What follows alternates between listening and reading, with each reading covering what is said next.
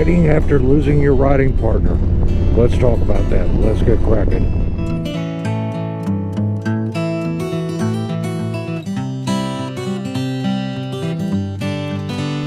Good moto morning, beautiful people. Welcome to another episode of Kraken's Garage. I'm your host, Eric. On today's episode, we're going to talk about kind of a mental depression hole that I had to dig myself out of. On my channel, I've talked about my father on many occasions, but he was my riding partner. We lost him to Alzheimer's, a 14-year battle, but, you know, at some point during that journey, we had to take away his keys and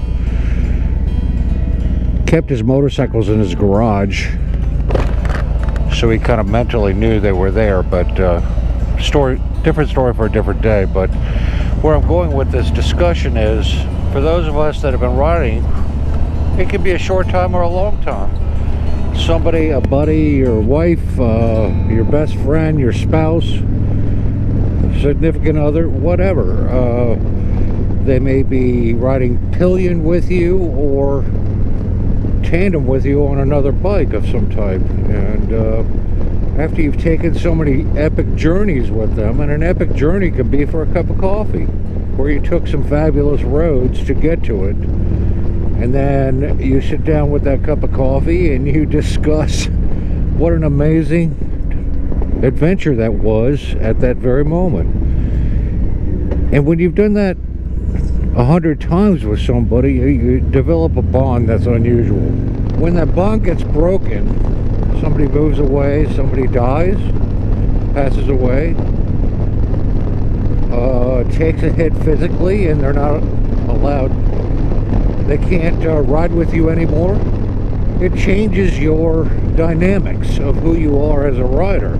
I'm not going to lie, when this happened to my father, I didn't ride with anybody for 10 years. To share what I share on YouTube has been a leap of faith for me, to step outside of my comfort zone and explain my journey on two wheels. And not all of it has been roses. This topic is certainly Debbie Downer, but it's a reality that many of us have had to deal with, losing a close friend that you ride with all the time. You know, God forbid it happens to anyone, but life happens. And for me to mentally climb out of that hole has been very difficult. And I'm quite sure this resonates with a few of you out there that know what I'm talking about, and I would be interested in hearing how you managed to climb out of that hole, or are you still in it? How do you process life when it throws you that hard of a curveball and carry on? And yeah, it's real easy to say, Eric, your father would love for you to keep on riding and find another partner to ride with, and yada yada yada. I get that. Not quite that easy for me. Precisely how I climbed out of that hole was, I started to do a lot of writing on forums, and I started sharing my journey, my solo journeys on motorcycle forums, and talk to other people about, here's the trip I'm on, here's what's happening. And people started engaging in that and enjoying that, and I did that for quite some time. And that opened up the door to meeting like-minded people, which I never thought would have been a byproduct of my musings written on the interweb. That's crazy. I don't get that. But it happened. A side note, there's a lot of horse country here in Virginia, and they have quite the to-do set up here. That is not that is a function at somebody's estate, believe it or not. Somebody is paying for that out of their own pocket. Dressage, I believe it's called. I could be wrong. Anyway, moving forward.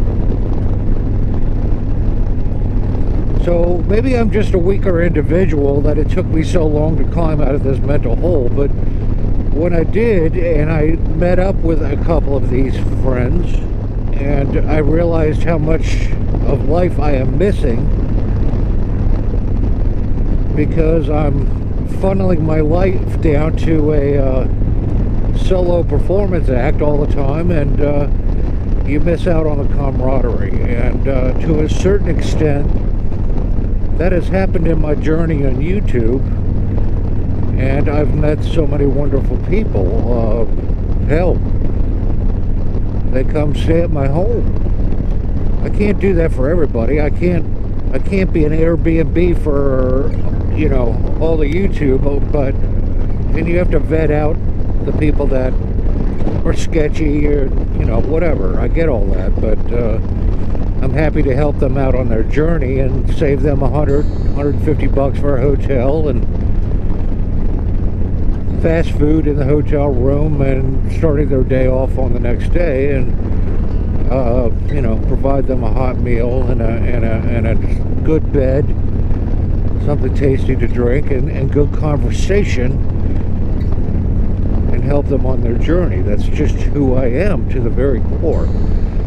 And there are givers and there are takers in this world. I'm a giver, and that's one of my forms of giving back to society. In this case, the motorcycle society has helped me overcome the sadness in my heart of losing my father. It's been difficult because in my youth I thought I knew it all and went off and did my own thing, and I didn't know it all.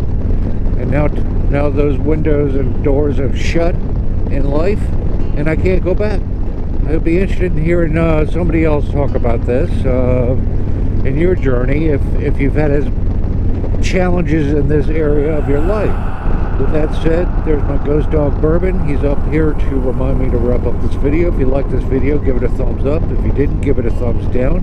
If you want to see more in the future, hit the subscribe button right down there in the corner. And remember, folks, go riding because it's good for you. And I'll see you in the next one. Peace.